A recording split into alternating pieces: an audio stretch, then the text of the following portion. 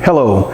In our last video, we talked about research. We talked about you going into business and some of the things that you would need to do to research and get prepared to go into business. Well, today is part 2, and we're going to talk about some of the physical things that you need to put in place, the physical things that you need to do if you want to be in business. All right, so you're here. So I'm assuming that you're ready. You're ready to begin the business venture. All right, so what I want you to do is take notes. Take notes and check these things off as you're doing it. As you're putting this business in place, this is going to be your check sheet. All right, so the first thing you want to do is make sure that you have all the required credentials in place. What do I mean by that? Whatever certifications that you need, like one of my businesses in the childcare industry, someone or that business itself, the physical business needs to have, certain license and credentials on site in order for us to operate legally. So whatever it is, if you're in the trucking industry, if you're getting into the trucking industry, whatever it is, make sure you have the required industry related credentials, the license, whatever it is. Okay. The next thing you need is your business entity. That may be an LLC, it may be a C Corp, it may be a partnership, whatever the case may be, get online, do the research, talk to a legal advisor and find out what entity you should put in place in order to operate your business under. The third item you want to look at under credentials might be insurance. What type of insurance you need to protect yourself, your customers, your staff. At a minimum, a lot of businesses, if you're giving people advice, if you're recommending certain things to people, there's an insurance that's called E&O. It's errors and omissions, meaning if you make an error or you omit to tell someone something that was relevant and something negative happens because of that, you have insurance to cover that. If you have a physical business, you're going to want to have liability and property insurance to protect you if someone gets hurt on your property, or if someone, sues you for something. You want that physical property insurance and that liability insurance. Next, number 2, you want to look at location. Where are you going to operate?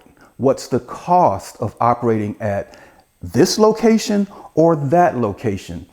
Certain businesses, you don't want to get stuck down a, lonely street where there's not enough traffic to generate, enough, passing customers.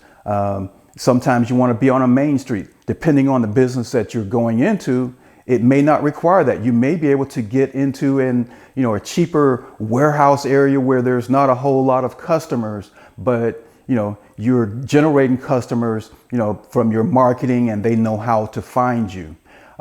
Maybe you're getting into an online business. Either way, physical or online, you need traffic. When you're talking about online, traffic means those people that see you on the internet, making, you're marketing, making sure that you're getting enough traffic, you're getting enough people to come to your website, your funnel, whatever the case may be, that's going to generate the business that you need. All right. So the third thing that you want to do is make sure that you have all the equipment in place. Whatever computers, whatever, desk, table, chairs, all that stuff. Make sure that you have the avenue to acquire those things and put those things in place, your computers, your software, all that stuff, so that you can operate your business once you get the doors open. And when it comes to marketing, the question is always going to be, who are you? You open up a business, John's Fried Chicken or John's Software Company. Nobody knows you from Adam. You need to go ahead and start marketing as soon as possible, letting people know that you're coming, what you're capable of. Why should they consume your product or your service versus someone else? All right. The next step, number 4, is a bank account. Well, once you have the basics in place, the insurance, the certifications, all the paperwork, then you're going to want to open a bank account. You can't open the bank account without, your federal EIN number. That's your employee identification number. You're going to need that to open the bank account. Then once you open the bank account, you're going to need something to manage that bank account, the income and expenses that's going through that bank. For me, I love QuickBooks. If you're operating a much larger operation, you have 500-600 employees, you may need something more extensive when it comes to accounting software. But for the average business that's under 100 employees, QuickBooks works out just fine, and it's something simple that the average person can utilize. Initially, just set up a basic account, something to manage the numbers. All right. Number 5 is going to be people.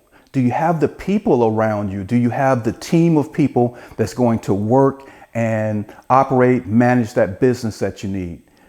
Don't rely on family. Get people that are capable, people that actually know more than you to manage or to operate those positions within your business. Have a mentor. Someone that has done what you want to do. Someone that you can call and say, hey, my numbers are leaning in this direction this month and I don't understand what's going on. Could you take a look at this? Or what did you do when this happened in your business? A mentor. Maybe be a part of a group. We're actually doing something where we're going to get a group of business owners and we're going to meet monthly. And I'm going to invite you to join us when we do that, but so that we can learn from each other. But having a mentor in place, the staff, having the suppliers, where are you going to get your product? Who's going to supply the services that you're selling? Have those people in place. And lastly on that, when it comes to people, is having someone legal that you can pull on. There are organizations, there's legal organizations out there that you can go and get services a la carte. If you just need a one-time, consultation on something, or if you need help drawing up documents, there are businesses that can do that for you. You don't have to go out and spend thousands of dollars having an attorney on retainer. And that all depends on the type of business that you're running. That's only a thought, recommendation. If you feel like you need an attorney on retainer, you do that. But do have a source to seek legal advice. And number 6, and my last one, you're now ready to actually open the doors to operate your business. You're ready for the customers. Now you want to make sure that you have systems, a way of doing things, systems that is going to keep you doing the right things at the right time in your business. The next one that you're going to need customer service, good customer service, whether you're talking about online or a physical business. You need to have that at the top. The one thing that I would say over the last 28 years of being in business, one of the most important things at the top of the list is providing good customer service. If you provide customer service, people will come back. You don't have to pay for that customer again. So have good customer service. How about training? Training for your staff. So constant training. You never stop training your team. You never stop training yourself, that personal development. Get involved, a couple times a year with some type of seminar, some type of conference that is going to educate you. You don't know everything. So continue to grow your team.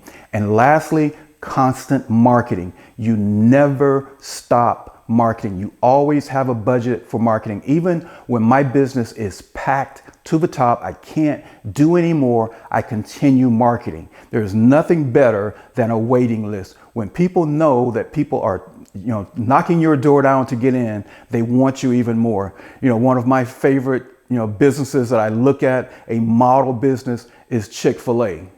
I can pass by Burger King or McDonald's and there's nobody in the drive-thru. But when you get to Chick-fil-A, there's always a line. Why? Because they provide good customer service. They don't have to market for more customers. They provide good customer service so people keep coming back. And that's what you want to do. Have the Chick-fil-A mindset when it comes to customers. All right. I hope this information is good for you. I hope you enjoyed it. So I want you to please like, subscribe, and share, then be blessed.